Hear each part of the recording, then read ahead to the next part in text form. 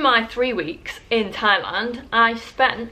In June 2023, Rhiannon and my sister and I travelled to Thailand. We started in Bangkok and then got the night train down to Surat Thani and then to Koh Samui. We then moved to Koh Phangan. I went to Khao National Park and finally we ended up in Khao.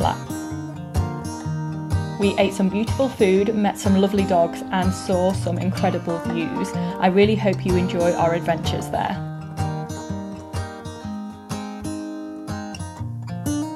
Hello, my name is Megan. Welcome back to my channel, Megan Chown Vlogs, where I talk about fitness, travel and dogs. Today, I'm going to be talking about my recent trip to Thailand.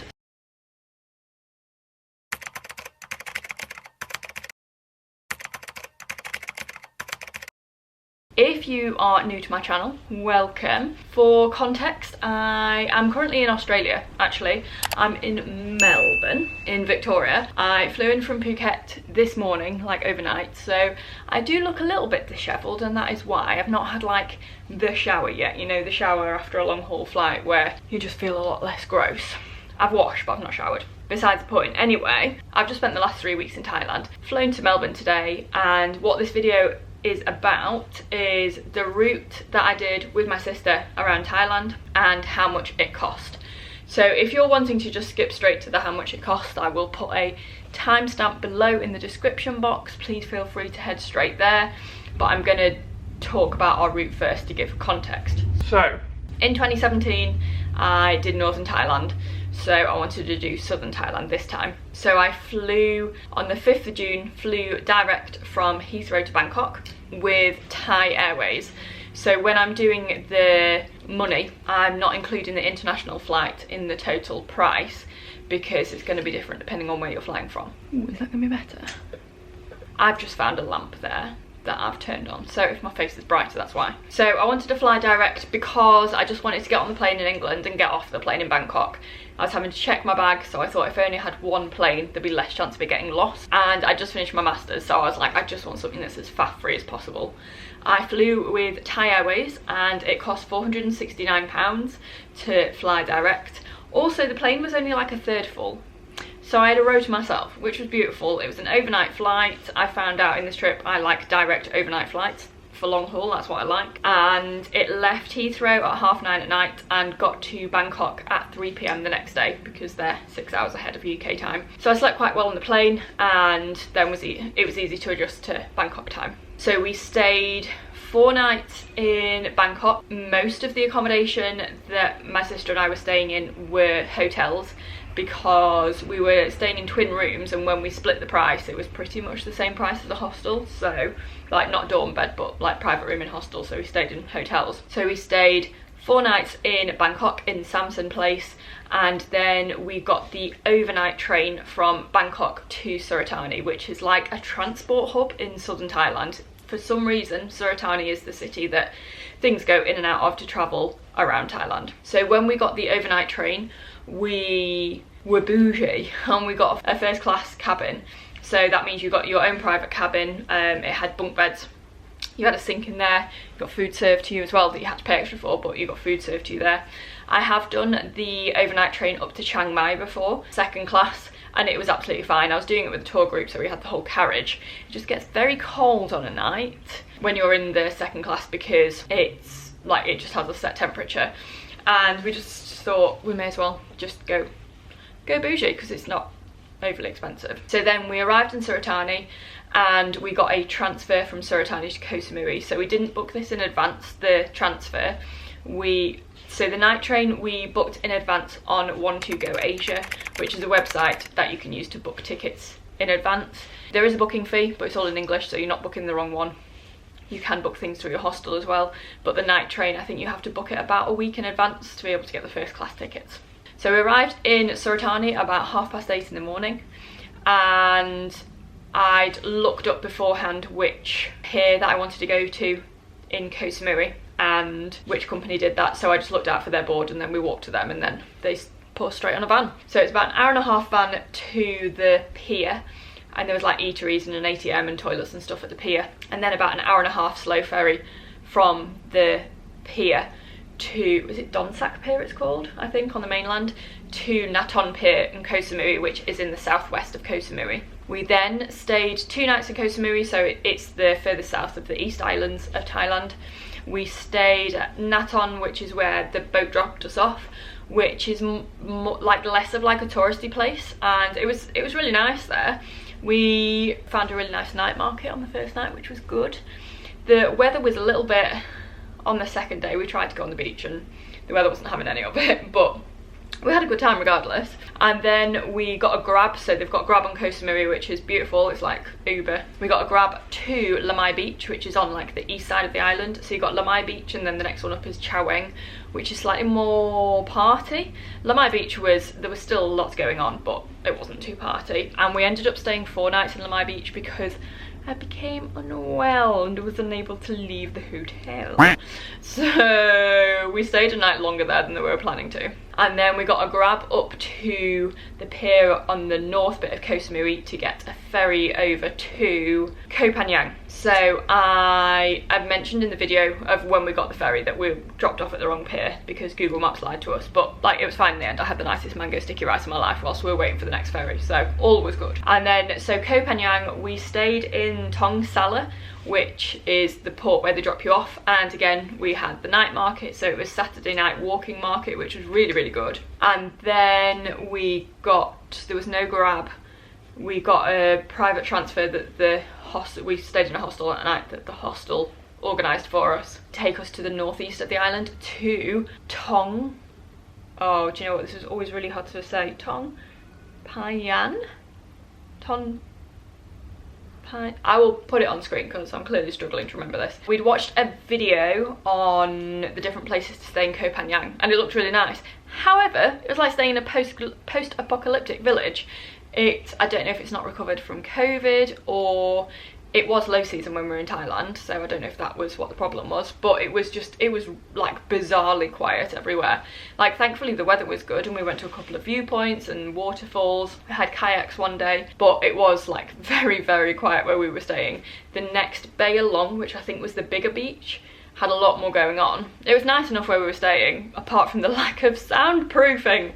I'm going to put the links of all the accommodation that we stayed in. The accommodation that I link for Thonai Pan, I think, there's no soundproofing. Beautiful accommodation, 0 soundproofing, so just bear that in mind.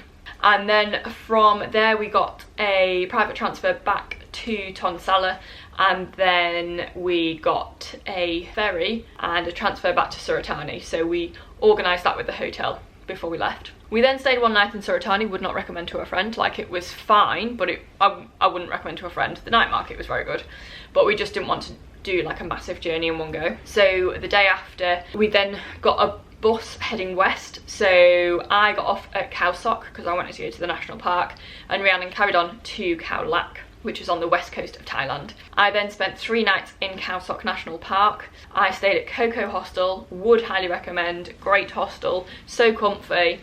And I did the no, I can't remember the name of the tour, I will insert it.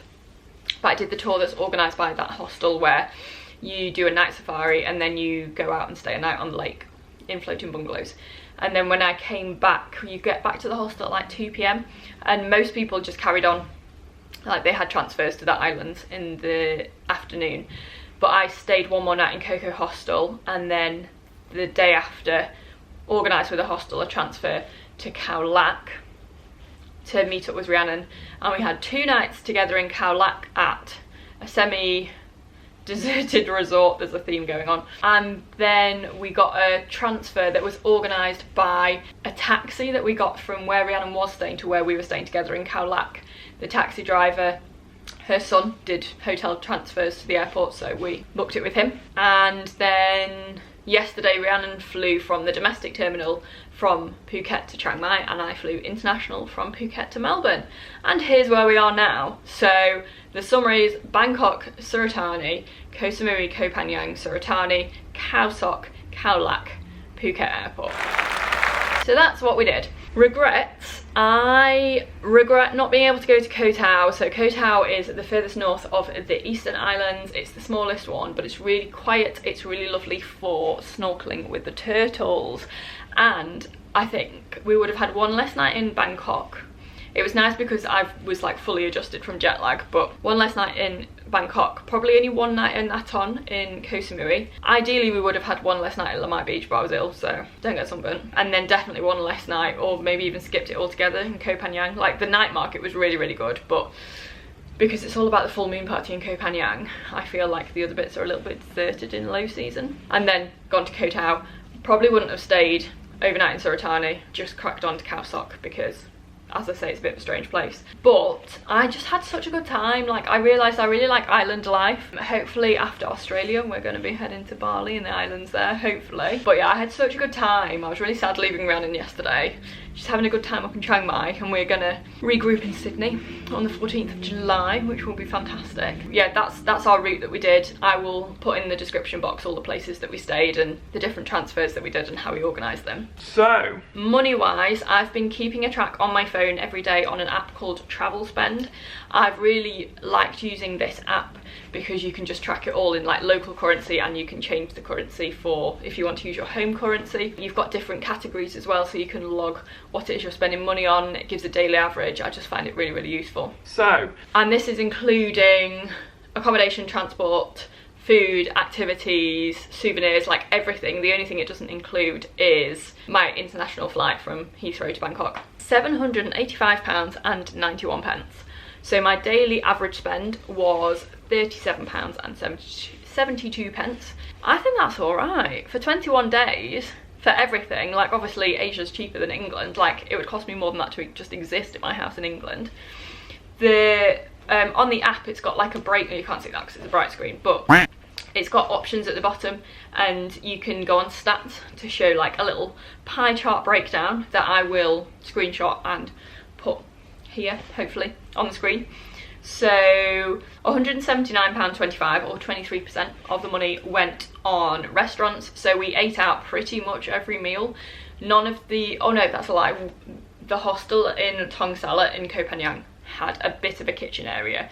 Oh, I've just got a message from Rhiannon saying help with a video. Oh, so there were these chickens.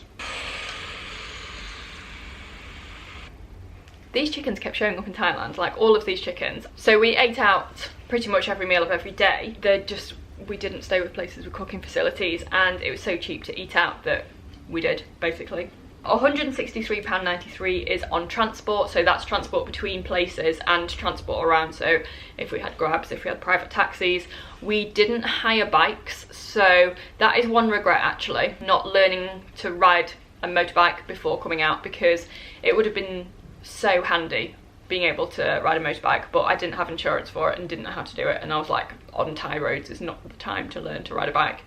But especially on places where there wasn't grab, like Koh Phangan, it would have been far easier if we'd been able to hire bikes and go around the island, and would have saved money because it's only 250 baht a day to hire a bike, it seems, everywhere, which is like, do you know what, I'm still awful at like £6, £7 a day. Accommodation, £139.21. So obviously this was each, and we halved our accommodation. We stayed in private rooms the whole time. We weren't in any dorm rooms, apart from when I was in Coco Hostel, when I was on the tour with, on Khao National Park. So I don't think that's bad, really. All air conditioning, obviously. £126.13 on activities. So this included things like kayaking, going to viewpoints. Also, when I was in Phuket airport yesterday, I went to an airport lounge. I've never been to an airport lounge before. It cost £26, I think, to go, and my flight was delayed for an hour. And you got like all you could eat buffet, all you could drink stuff. They made me a mocktail, you got a free massage, there was charging sockets next to the tables.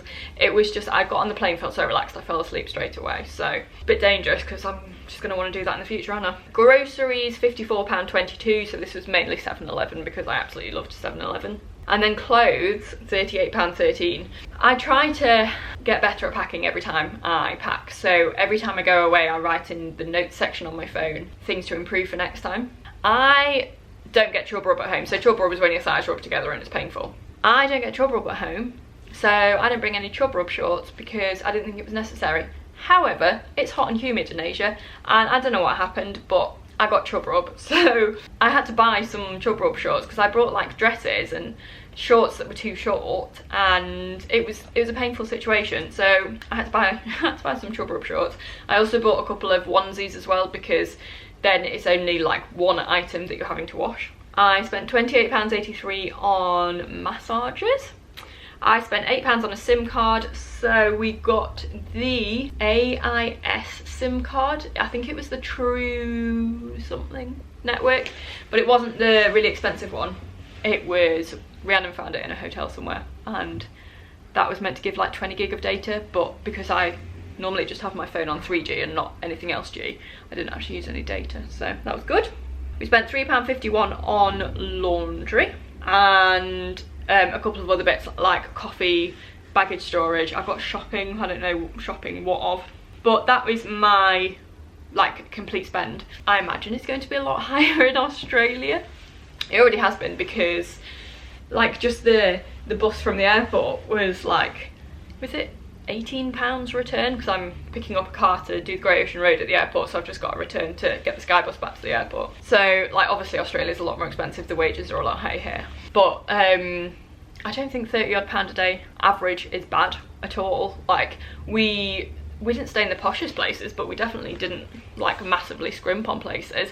Most of it was under £10 a night each, and that was private twin ensuite rooms as well. The cheapest we paid was like £4 a night each for a private twin. That was in the hostel in Koh Phangan. That was like loads of places were nearly empty, so even when we were staying in a hostel we never had to queue for a shower, a toilet, anything, because there was no one else staying there. Tips wise, I'd say the issue with staying in hotels is you don't find out from others about other places. Like when I stayed in Coco Hostel for the Khao Sok tour, people were saying how good Koh Tao was, and I feel like we just didn't really meet anyone in the hotels because they were so quiet, whereas the hostels were a bit busier.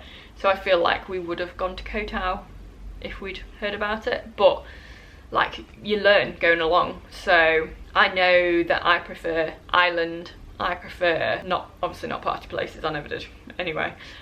So hopefully if we do get to go to Bali, which I really hope we do after Australia, then we can look to doing that. I hope this was useful. If you have any questions about any of our stay, please let me know. As I said, I'm in Australia now, so the Australia vlogs will commence. I'm in Melbourne. I'm like a little bit jet lagged. I don't feel awful. It's only a 3-hour time difference. It's just an overnight flight, so I'm just a bit sleep deprived. So thank you very much for watching. Thank you if you watched the Thailand series. We just had the most amazing time. Like apart from being unwell, we had the most amazing time. So thank you for watching, and I will see you in the next one.